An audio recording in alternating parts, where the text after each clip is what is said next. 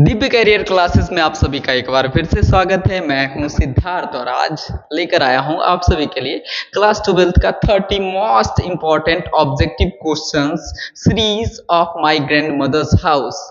इस चैप्टर में हम लोग पढ़ने वाले हैं माय ग्रैंड मदर्स हाउस का 30 VVI ऑब्जेक्टिव्स। और यह ऑब्जेक्टिव्स जो है पुराने पूछे गए एग्जाम्स में बहुत बार आया है। और ये एक बात मैं और आपको बता दूं कि जो एग्जाम्स होने वाले हैं, जो एग्जाम्स आने वाले हैं, उसमें भी इन सारे क्वेश्चनों का भरमार होगा। तो दोस्तों देर किस बात का, सबसे पहले पोएम पढ़ना शुरू करते हैं, इसका ऑब्जेक्टिव्स क्वेश्चन। लेकिन क्वेश्चंस पढ़ने से पहले एक बार पोएम को याद कर लेते हैं, पुरानी यादों को ताजा कर लेते हैं। क्यों, है ना सही बात, पुरानी यादों को ताजा कर लेते हैं। तो सबसे पहले हम लोग जानते हैं कि माय ग्रैंड मदर्स हाउस क्या है। माय ग्रैंड मदर्स हाउस एक पोएम है जिसे लिखा गया कमला दास के द्वारा, और कमला दास को ही कहा जाता है कमला सुरैया, क्योंकि इन्होंने अपने 34-35 वर्ष की उम्र में मुस्लिम धर्म को क्या कर लिया था, अडॉप्ट कर लिया था, अपना लिया था। ठीक है, इसलिए इनका नाम कमला सुरैया बाद में पड़ा, लेकिन उससे हम लोगों को कोई लेना देना नहीं है। हम जानते हैं इस पोएम का क्या उद्देश्य है। तो कमला दास जब वो छोटी थी, जब वो बच्ची थी, तो वो अपने नानी के घर में रहा करती थी, और नानी के घर में रहा करती थी तो उसकी नानी जो है वो बहुत बहुत बहुत ज्यादा प्यार किया करती थी। किससे? कमला दास से।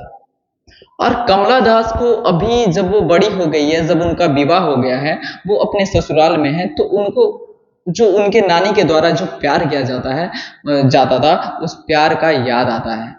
वो अब उन चीजों को याद करके भावुक हो रहे हैं, और वो कहते हैं कि मेरी जो एक औरत जो कि यहाँ से बहुत दूर रहा करती थी, मुझसे दूर रहा करती थी, एक घर है, उस घर में एक औरत हुआ करती थी जिससे मुझे प्यार मिला करता था, वो मर चुकी है। और जिस घर में वो रहती थी मैं अपनी नानी के साथ, वो घर अब खंडहर बन चुका है। वहां अंधेरा फैल गया है, वहां सन्नाटा छा गया, सन्नाटा पसर गया है, और किताबों के बीच क्या है, किताबों के बीच सांप लौटते हैं। और जब वो याद करते हैं उन चीजों को, तो उनका जो है खून जो है चंद्रमा की तरह शीतल हो जाता है, ठंडा हो जाता है। तो वो अपनी बचपन की चीजों को क्या करते हैं, याद करते हैं, और उन्हीं यादों को ताजा करने के लिए यह पोएम लिखा है उन्होंने, और इसी को हम आज क्या करने वाले हैं, पढ़ने वाले हैं। कमला दास, कमला सुरैया, जन्म 1934 ईस्वी में। ठीक है, और यह पोएम कब पब्लिश हुआ था? 1964 ईस्वी में पब्लिश हुआ था। और 1965 ईस्वी में एक इनका बुक पब्लिश हुआ था जिसका नाम था समर इन कोलकाता। ठीक है दोस्तों, 1984 ईस्वी में इन्हें नोबेल पुरस्कार के लिए क्या किया गया था, नॉमिनेट किया गया था। ठीक है, लेट्स गो, स्टार्ट करते हैं पढ़ना पोएम को। सबसे पहला क्वेश्चन, फर्स्ट क्वेश्चन है कि my grandmother's house poem is written by. My grand mother house poem किसके द्वारा लिखा गया? अभी तो मैंने आपको बताया कि my grand mother house poem जो है वो कमला दास के द्वारा लिखा गया है। कमला दास या कमला सुरैया, ठीक है ना। नेक्स्ट क्वेश्चन कहता है Kamala Das was born in. Kamala दास का जन्म कब हुआ था? कमला दास वॉज बोर्न इन, अभी तो मैंने बताया कि कमला दास का जन्म 1934 ईस्वी में हुआ था। कब हुआ था? 1934 ईस्वी में हुआ था। कमला दास का जन्म 1934 ईस्वी में हुआ था। Next question, which figure of speech has been used in my grandmother's house. कहता है माय ग्रैंड मदर्स हाउस में किस प्रकार का फिगर्स, किस प्रकार का चित्रण किया गया है? तो उसमें चित्रण किया गया है, ए सिमाइल है। क्या है? सिमाइल। सिमाइल कहने का मतलब क्या होता है? किसी चीजों को, अपनी किसी यादों को हूबहू बताना या लिखना या दिखाना, तो क्या है? सिमाइल। ठीक है। Next, the speaker of my grandmother's house. Speaker मतलब क्या होता है? वक्ता या राइटर या author. The speaker of my grandmother's house is proud of. Proud मतलब किन पे उनको गर्व था? तो उनको जो है ना अपने ग्रैंड मदर के घर पे गर्व था। वो अपनी दादी अपनी नानी से बहुत ज्यादा प्यार किया करती थी। वो उनको गर्व था अपनी नानी पे, ठीक है ना। Next question, when did the speakers of my grandmother's house live with her grandmother. कहते हैं कि कब जो ऑथर हैं, जब लेखिका यानी कि कमला दास हैं, कब वो अपने नानी के घर में रहती थी। तो कब रहती थी, तो वो रहती थी ड्यूरिंग हर चाइल्डहुड, अपने बचपना में। मतलब जब उनका बचपना था तो उसी समय वो क्या करती थी, अपने दादी के घर में रहा करती थी। तो माई ग्रैंड मदर्स हाउस में पूछेगा कि वो कब अपनी दादी के घर में रहती थी, तो वो जब बचपन थी, छोटी बच्ची थी, है ना, छोटी बच्ची हो गया, तो वही छोटी बच्ची थी तब वो रहा करती थी। Next question, my grandmother's house published in. My grandmother's house published in कब पब्लिश हुआ बताइएगा। जैसा कि मैंने कहा था अभी 1964 ईस्वी में क्या हुआ था, my grand mother house publish हुआ था, ठीक है ना, 1964 ईस्वी में। My grandmother's house is, my grand mother house क्या है, सोनेट है? नहीं, सोनेट तो 14 लाइंस की क्या होती है, एक कविता होती है। ओड मतलब क्या होता है, ओड कहने का मतलब होता है किसी चीज, किसी विशेष चीज पर लिखना, वो कहलाता है ओड। जैसे कि हमने अभी पढ़ा था ओड टू ऑटम, ऑटम का गायन या भजन। ओड मतलब भजन या गायन कह सकते हैं, ठीक है ना। एवालियाड नहीं है, लैरिक है। क्या है, लैरिक है। क्या है, लैरिक, ठीक है ना। तो कमेंट बॉक्स में आप कमेंट करके बताइए लैरिक क्या होता है। यदि आप मेरा पोएम पढ़ रहे हैं, आपको समझ में आ रहा है, मेरा क्वेश्चन पढ़ रहे हैं, तो आप मुझे बताइए कि लैरिक क्या होता है, what do you mean by lyric. यदि आप बताते हैं तो मैं आपको इस चैप्टर का पीडीएफ दूंगा, ठीक है ना, गेस क्वेश्चन का।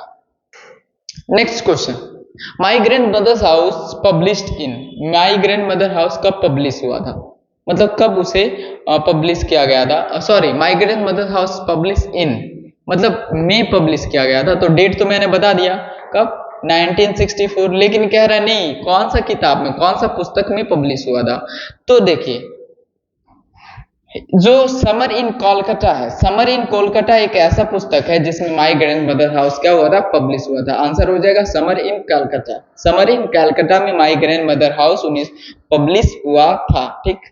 Next question, Kamala Das is an poetess. Kamala Das कहाँ के पोएटिस हैं, कहाँ के पोएट हैं, पोएटिस मतलब कवित्री, कहाँ के कवित्री हैं, तो इंडिया के हैं, वही हमारे भारत देश के हैं कमला दास, ठीक है ना। तो आंसर होगा इंडियन पोएटिस हैं, भारतीय कवित्री हैं कमला दास। अमेरिकन नहीं है, अफ्रीकन नहीं है, रसियन भी नहीं है, वो कहाँ के पोएटिस हैं, अमेरिकन पोएटिस हैं।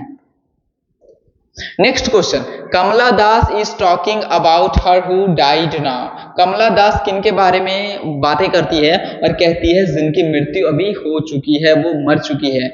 वो उनकी दादी थी, कोई और नहीं, उनकी दादी थी। तो क्या हो जाएगा, हर ग्रैंड मदर्स, ठीक है ना, वो अपनी दादी की बातें करती है। Next question, Kamala Das remembers the happy days spent in the sweet company of her. कहते हैं कमला दास रिमेंबर, कमला दास याद करती है, क्या करती है, याद करती है, द हैप्पी डेज, अपने खुशी के दिनों को, spent in the sweet company of हर, जो उसने अपने ग्रैंड मदर्स के बाहों में, ग्रैंड मदर्स के साथ रहकर बिताए थे। आंसर हो जाएगा ग्रैंड मदर्स। आंसर हो जाएगा ग्रैंड मदर, अपनी दादी के द्वारा जो पल बिताए थे, दादी के साथ जो सुनहरे पल बिताए थे उसने, उसे वो क्या करते हैं, याद करते हैं। कौन, कमला दास। सी नोटिस्ड, उसने नोटिस किया, a behind the door of the bedroom. उसने क्या नोटिस किया, मतलब उन्होंने कहा कि मैं, इस कविता में कहते हैं, अब तो मेरी नानी नहीं रही, लेकिन मैं जब उनका घर जाऊंगा तो अपने बाहों में भरकर उस घर से अंधेरा लेकर आऊंगा और अपने बेडरूम में डाल दूंगा।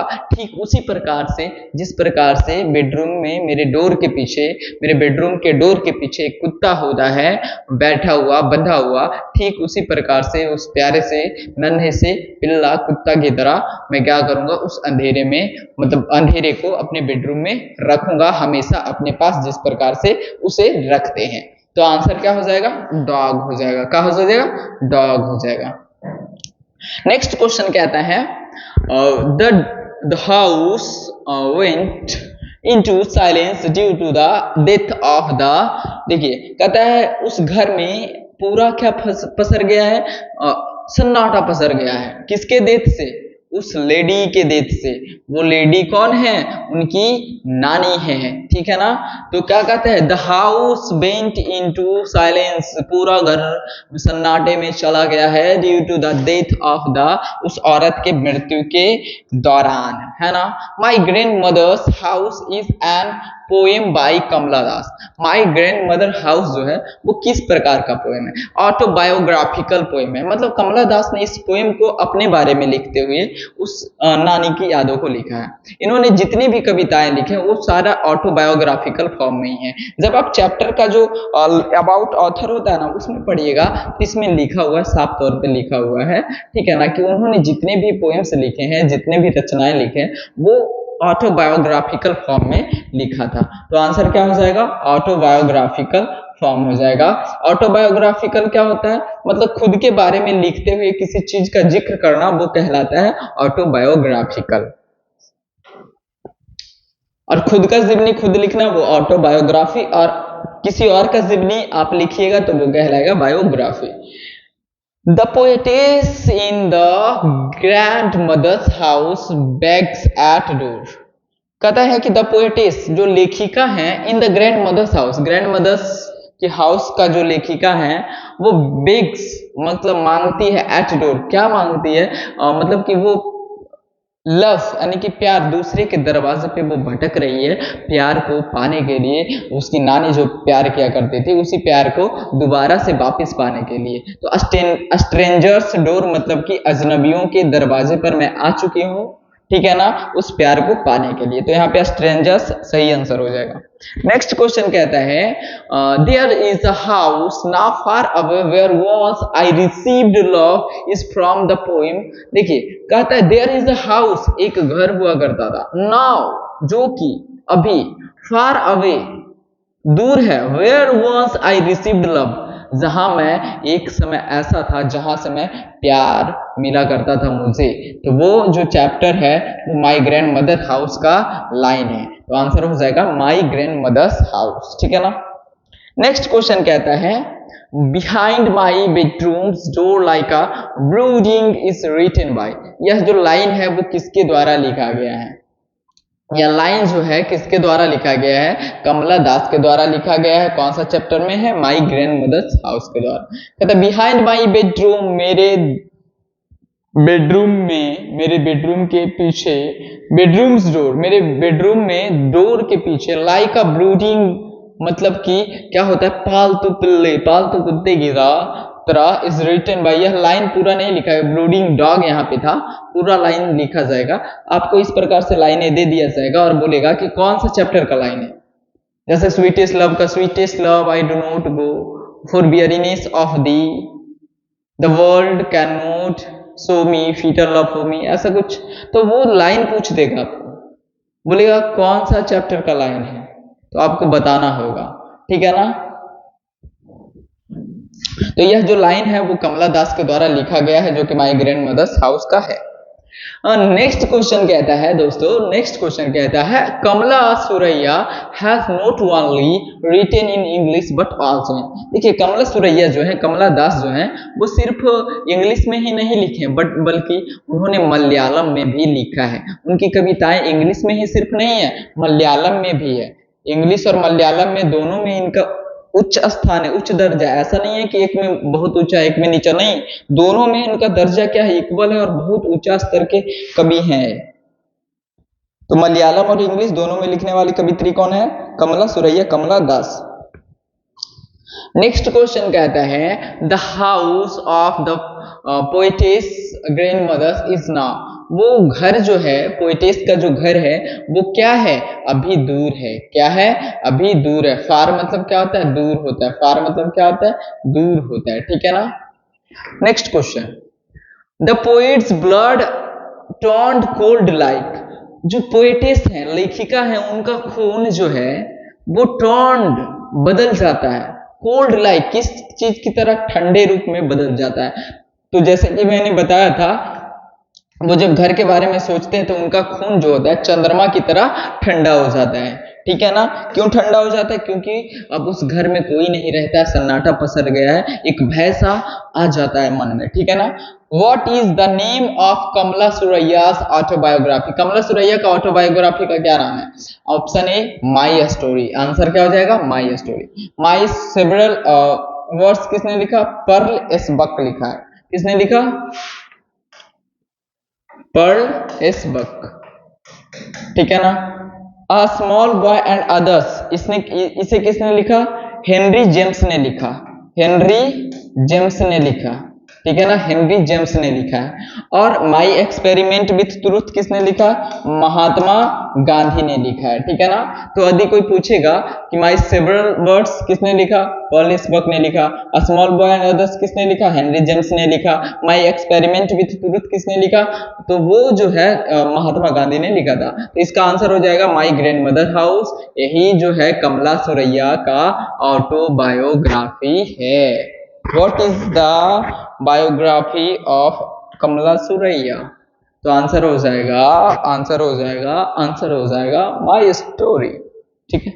द स्पीकर सेज, स्पीकर वक्ता कहते हैं, जो राइटर है वो कहते हैं दैट शी हैज लॉस्ट, वो खो चुकी है अपना रास्ता।